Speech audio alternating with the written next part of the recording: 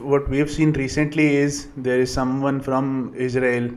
It's a very harsh statement to call a movie like this vulgar, yeah, propaganda.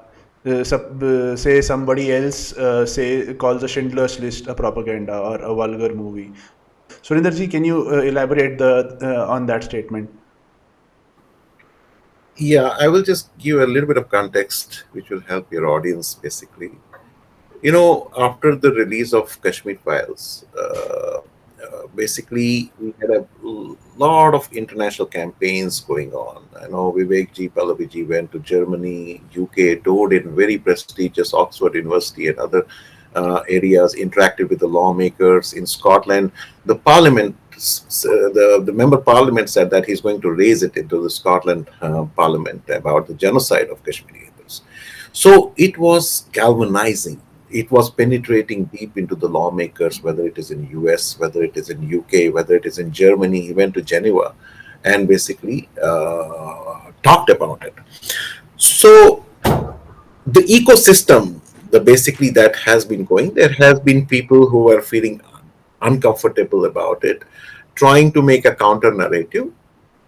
And the recent statement of Nadav Lapid, the Israeli filmmaker, who was the chief jury in the government event where he talked nonsense and derogatory remarks about the Kashmir files, you need to understand, you know, see how he cut his territory of artistic angle,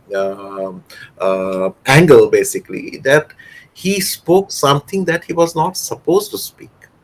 A jury of the filmmakers are, they go into the nitty gritty of a movie about the artistic creativity, basically. Okay, he didn't like the music, he didn't like the sound, he didn't like the background, he didn't like, it could have been done this thing. That is the freedom that definitely these people have.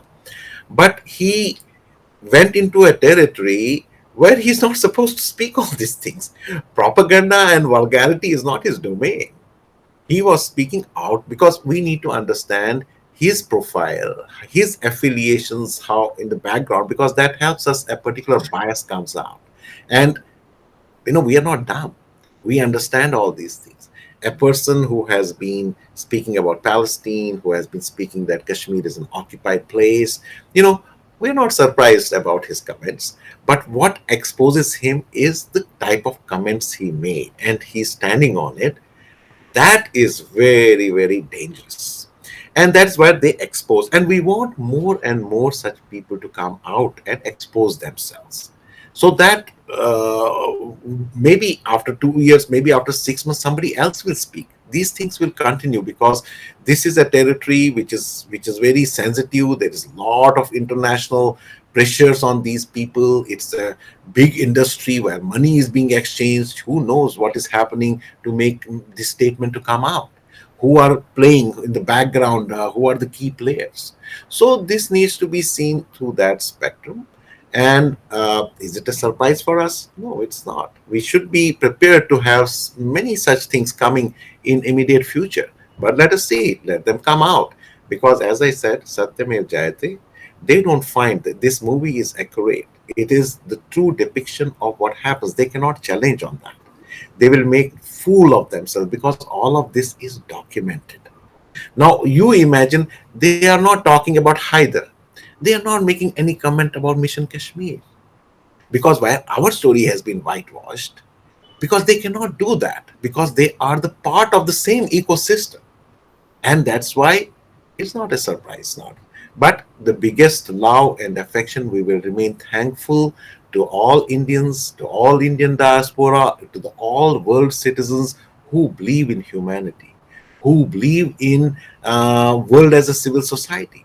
They have supported this movie. They have given love and affection to this movie, and through that, they have endorsed our pain and trauma. That supersedes anything and everything. These players will come, will go. That has no relevance. But what is important is the blessings and love and affection from world citizens to this story, this traumatic story.